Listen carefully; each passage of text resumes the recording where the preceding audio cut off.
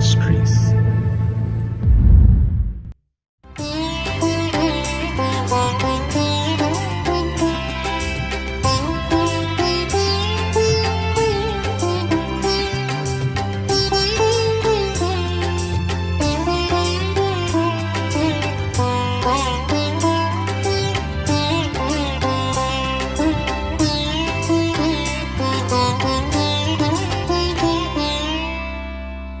ஆண்டவரும் இரட்சகருமாகிய இயேசு கிறிஸ்துவின் நாமத்தினாலே காட் கூஸ் மினிஸ்ட்ரீஸின் யூடியூப் சேனல் வாயிலாக உங்களை சந்திப்பதில் பெரும் மகிழ்ச்சி அடைகிறேன். இந்த புதிய நாளிலே தேவனாகிய கர்த்தர் நம்மை நினைத்து ஆசீர்வதிக்க விரும்புகிறார். கடந்த நாட்களிலெல்லாம் நம்மை பாதுகாத்து இந்த நாளுக்குள் பிரவேசிக்க நமக்கு இரக்கம் பாராட்டியிருக்கிற தேவாதி தேவனுக்கு ஸ்தோத்திரம் உண்டாவதாக.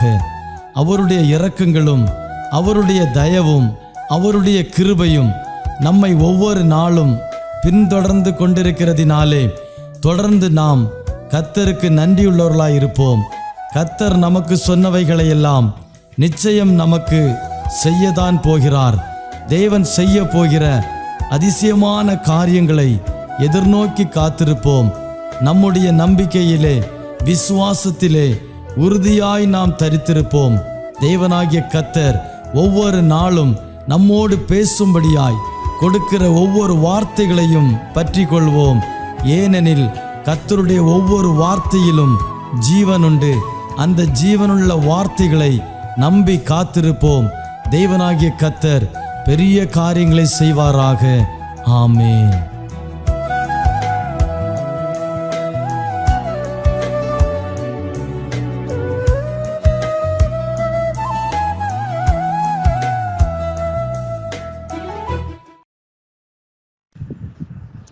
ஆண்டவரும் இரட்சகருமாக இருக்கிற இயேசுவின் நாமத்தினாலே உங்களை நான் வாழ்த்துகிறேன். இந்த நாளிலையும் உங்கள் மத்தியிலே கர்த்தருடைய வார்த்தையை கொடுக்கும்படியாக பரலோகத்தின் தேவனாய் கர்த்தர் அடிமைக்கு கொடுத்ததான நல்ல கிருபைக்காய் ஆண்டவரை ஸ்தோத்திரிக்கிறேன்.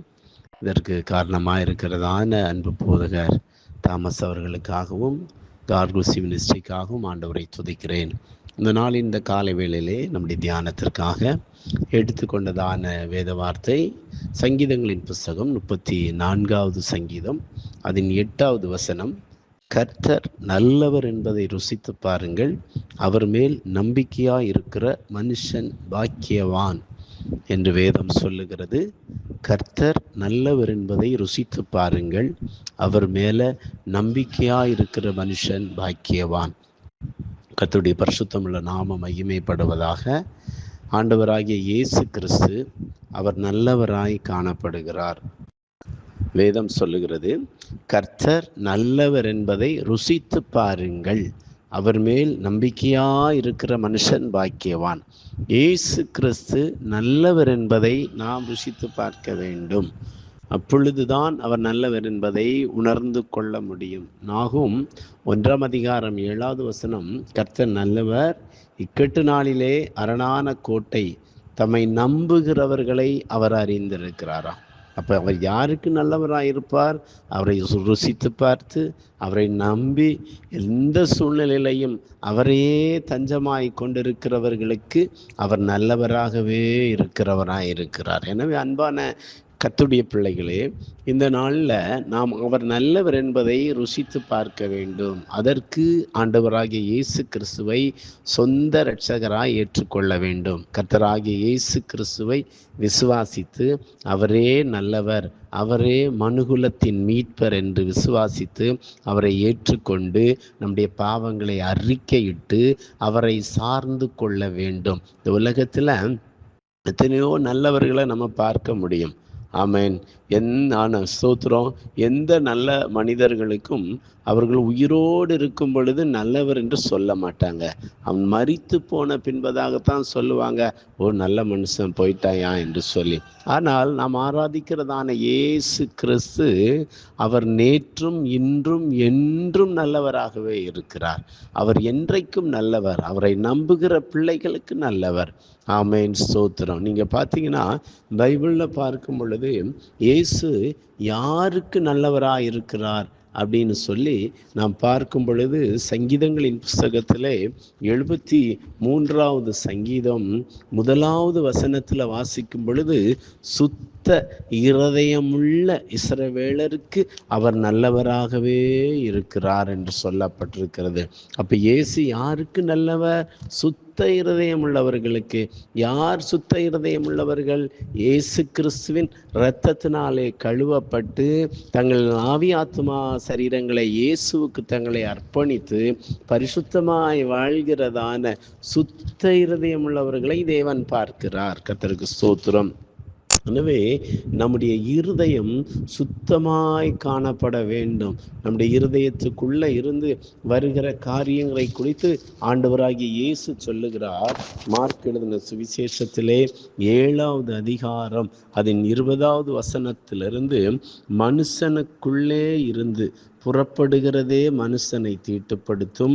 எப்படியெனில் மனுஷருடைய இருதயத்துக்குள்ளிருந்து பொல்லாத சிந்தனைகளும் விபச்சாரங்களும் வேசித்தனங்களும் கொலைபாதகங்களும் களவுகளும் பொருளாசைகளும் துஷ்டத்தனங்களும் கபடும் காம விகாரமும் வன்கண்ணும் தூஷணமும் பெருமையும் மதிகேடும் புறப்பட்டு வரும் என்று சொல்லப்பட்டிருக்கிறது. எனவே நம்முடைய இருதயத்தை நாம் சுத்தப்படுத்த வேண்டும். இதில் இயேசு சொல்லும் பொழுது 13 காரியத்தை ஆண்டவர் சொல்லி இருக்கிறார். இந்த 13 காரியங்களும் நம்முடைய இருதயத்தை அசுத்தப்படுத்துகிற ஒன்றாய் காணப்படுகிறது. ஆண்டவர் இந்த இருதயத்தை தான் தேவன் கேட்கிறார். இந்த இருதயம் பரிசுத்தமாக்கப்பட வேண்டும். இந்த இருதயம் இயேசுவின் இரத்தத்தினாலே கழுவப்பட்டு சுத்திகரிக்கப்பட வேண்டும் என்று சொல்லி நம் ஆண்டவராகிய இயேசு கிறிஸ்து விரும்புகிறார். அவர் நமக்கு நல்லவராய் இருக்க விரும்புகிறார். ஆண்டவர் உங்களுக்கு நல்லவராய் இருக்க வேண்டும் என்றால் உங்கள் இருதயத்தை பரிசுத்தப்படுத்தும்படியாக ஒப்பு கொடுக்க வேண்டும். ஏனென்றால் அவர் சுத்த இருதயம் உள்ளவர்களுக்கு தான் அவர் நல்லவராய் இருக்கிறார். எரேமியாவின் புஸ்தகத்திலே 4ஆம் அதிகாரம் அதன் 14வது வசனம், எருசலேமே நீ ரட்சிக்கப்படும்படிக்கு உன் இருதயத்தை பொல்லாப்பற கழுவு என்று எந்த மட்டும் அக்கிரம நினைவுகளால் உன் உள்ளத்திலே தங்கும் என்று சொல்லப்பட்டிருக்கிறது. அன்பான தேவனுடைய பிள்ளைகளே, என்னை கேட்கிற தேவ ஜனமே, ஆமென். இன்றைக்கு நீ ரட்சிக்கப்படுவதற்கு, உன் இருதயம் சுத்தமாக்கப்படுவதற்கு பொல்லாப்பற உன்னை நீ கழுவ ஒப்பு கொடுக்க வேண்டும். எனவே இருதயமுள்ள இஸ்ரவேலருக்கு அவர் நல்லவராய் இருக்கிறார். நம்ம மனிதனுடைய பார்வையில சுத்தமாய் இருப்பது வேறு. ஆனால் நம்ம மனிதனுடைய பார்வையில சுத்தமா இருக்கணும்னா நம்முடைய சரீரம் சுத்தமா இருக்கணும். நாம் போடுகிறதான உடைகள் வஸ்திரங்கள் சுத்தமா இருக்க வேண்டும். ஆனால் ஆண்டவர் 2ஐயும் விரும்புகிறார். நம்முடைய சரீரமும் சுத்தமாக இருக்க வேண்டும், வஸ்திரமும் சுத்தமாக இருக்க வேண்டும். எல்லாவற்றுக்கும் மேலாக ஆவி ஆத்துமாவும் இருதயமும் பரிசுத்தமாய் காணப்பட வேண்டும். அவர் உங்களுக்கு நல்லவராய் இருக்க வேண்டும் என்றால் உங்கள் இருதயம் இருதயம் உள்ளவர்களாய் காணப்பட வேண்டும். 2வதாக புலம்பல் 3ஆம் அதிகாரத்திலே அதன் 25வது வசனம், தமக்கு காத்திருக்கிறவர்களுக்கும் தம்மை தேடுகிற ஆத்துமாவுக்கும் அவர் நல்லவர் என்று சொல்லி 2 காரியத்தை ஆண்டவர் இங்கு சொல்லி இருக்கிறார். முதலாவது, தமக்கு காத்திருக்கிறவர்களுக்கு அவர் நல்லவராய் இருக்கிறார்.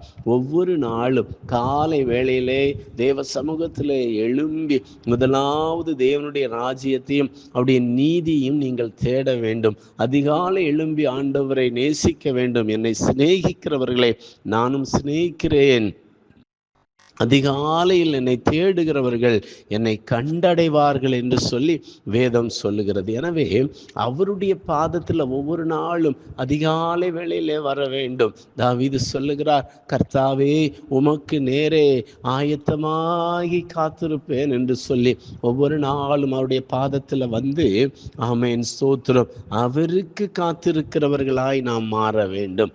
அவருக்கு காத்திருக்கிறவர்கள் ஒரு நாளும் வெட்கப்பட மாட்டார்கள்.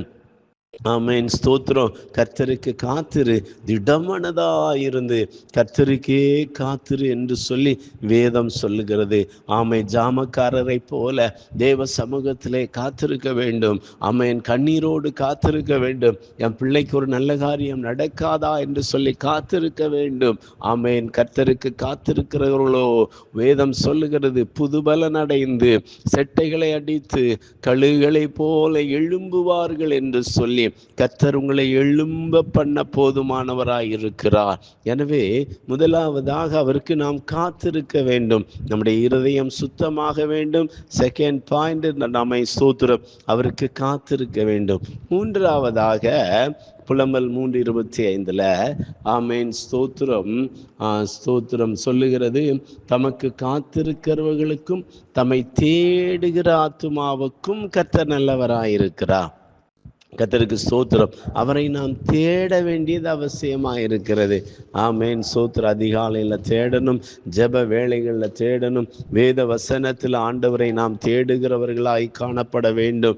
ஒவ்வொரு நாளும் வசனத்துக்கு நம்மை அர்ப்பணித்து ஒப்பு கொடுத்து நாம் தேடும் பொழுது அவர் தேடுகிறவர்களுக்கு தென்படுகிற தேவனாய் காணப்படுகிறார். ஆமென், ஸ்தோத்திரம். நீங்கள் வேதத்தை எடுத்து ஆண்டவரை தேடும் பொழுது அவர் உங்களுக்கு தென்படுவார். ஜெபத்தில் ஆண்டவரை தேடும் பொழுது அவர் உங்களுக்கு தென்படுகிற தேவனாய் காணப்படுகிறார். உபாகமம் 4:29 அப்பொழுது அங்கே இருந்து உன் தேவனாய கர்த்தரை தேடுவாய், உன் முழு இருதயத்தோடும் முழு ஆத்துமாவோடும் அவரை தேடும் போது அவரை கண்டடைவா என்று சொல்லப்பட்டிருக்கிறது. அப்பொழுது ஏனென்றால் அவரை தேடும் பொழுது முழு இருதயத்தோடும் முழு ஆத்துமாவோடும் தேட வேண்டும். ஏனோ தானோ என்று சொல்லி ஜெபிக்கிற அனுபவம் அல்ல, கடமைக்காக ஆண்டவரை தேடுகிற அனுபவம் அல்ல, ஏதோ வாரத்தில் ஒரு நாள் ஆண்டவரை தேடுகிற அனுபவம் அல்ல, இல்லை பண்டிகை கிறிஸ்தவர்களை போல ஆமென் கிறிஸ்மஸ்க்கும் புது வருஷத்துக்கும் ஆமென் ஸ்தோத்திரம் அதே போல ஈஸ்டருக்கும் ஆண்டவரை தேடுகிறவர்கள் அல்ல. நித்தம் என் வாசற்படியில் காத்திருக்கணும்னு சொல்லி ஆண்டவர் விரும்புகிறார். ஒவ்வொரு நாளும் அவரை நீங்கள் தேடும் பொழுது அவர் உங்களுக்கு நல்லவராய் காணப்படுகிறார். ஆமென், ஆமென். கருத்தாய் அவரை தேட வேண்டும். அதிக மனதோடு ஆமென் உள்ள உற்சாக உள்ளத்தோடு நாம் ஆண்டவரை தேடுகிறவர்களாய் காணப்பட வேண்டும்.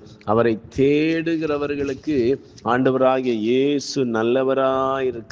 2 நாளாகமும் 30 அதன் 19 எசேக்கியா அவர்களுக்காக விண்ணப்பம் பண்ணி தங்கள் பிதாக்களின் தேவனாய கர்த்தரான தேவனை தேடும்படிக்கு தங்கள் இருதயத்தை நேராக்கினவர்கள் என்று சொல்லப்பட்டிருக்கிறது.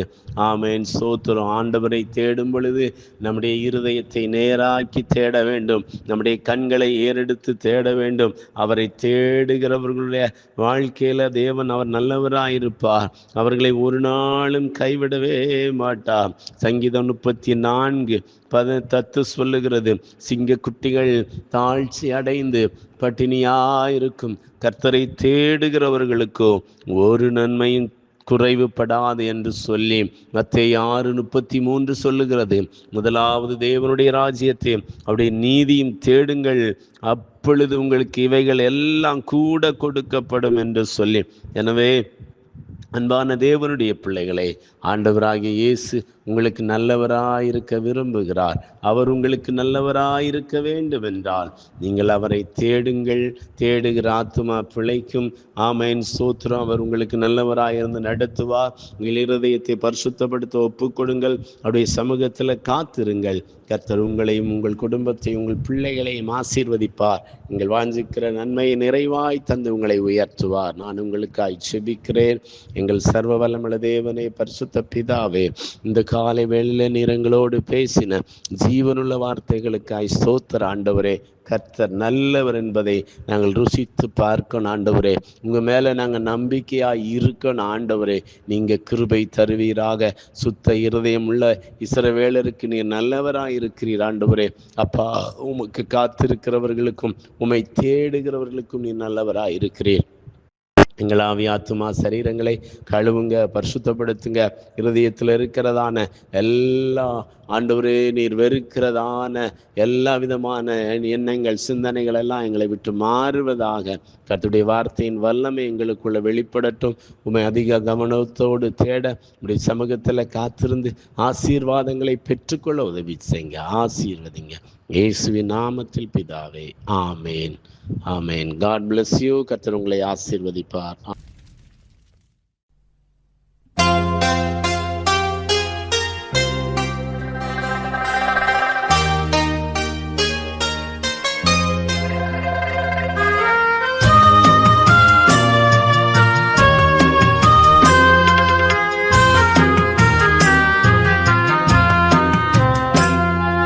தேவன் நமது அடைக்கலமும் பலனும் ஆனா, ஆபத்து காலத்தில் கூட இருக்கும் துணையும் ஆனா. தேவன் நமது அடைக்கலமும் பலனும் ஆனா, ஆபத்து காலத்தில் கூட இருக்கும் துணையும் ஆனா.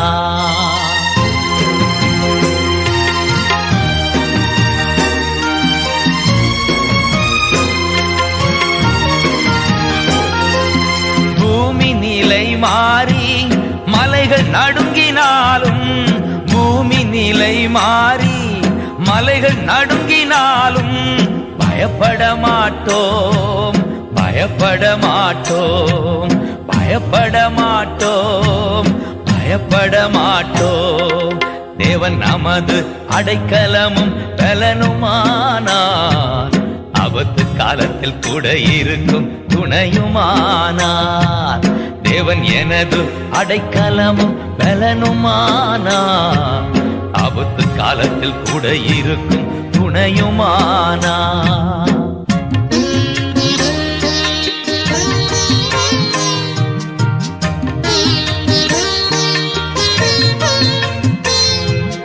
யுத்தங்களை தடுத்து ஓய பண்ணுகிறார், யுத்தங்களை தடுத்து ஓய பண்ணுகிறார். ஈட்டியை முறிக்கிறார், இல்லை ஒடிக்கிறார். ஈட்டியை முறிக்கிறார், இல்லை ஒடிக்கிறார். தேவன் நமது அடைக்கலமும் பலனுமானார், ஆபத்து காலத்தில் கூட இருக்கும் துணையுமானார். தேவன் எனது அடைக்கலமும் பலனுமானார், ஆபத்து காலத்தில் கூட இருக்கும் துணையுமானார்.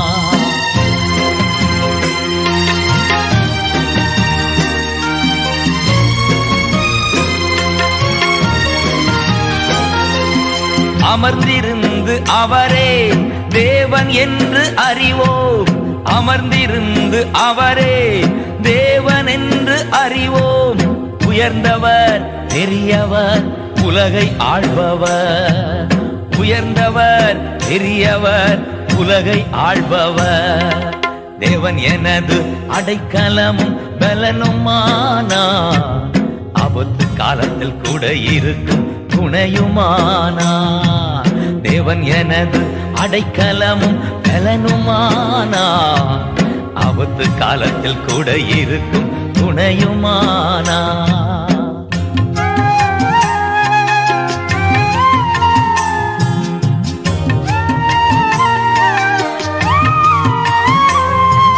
சேனைகளின் கர்த்தர் நம்மோடு இருக்கிறார், சேனைகளின் கர்த்தர் நம்மோடு இருக்கிறார். யாக்கோபின் தேவன் நம் உயர்ந்த அடைக்கலம், யாக்கோபின் தேவன் நம் உயர்ந்த அடைக்கலம். தேவன் எனது அடைக்கலமும் பலனுமானார், ஆபத்து காலத்தில் கூட இருக்கும் துணையுமானார். தேவன் நமது அடைக்கலமும் பலனுமானார், ஆபத்து காலத்தில் கூட இருக்கும் துணையுமானார்.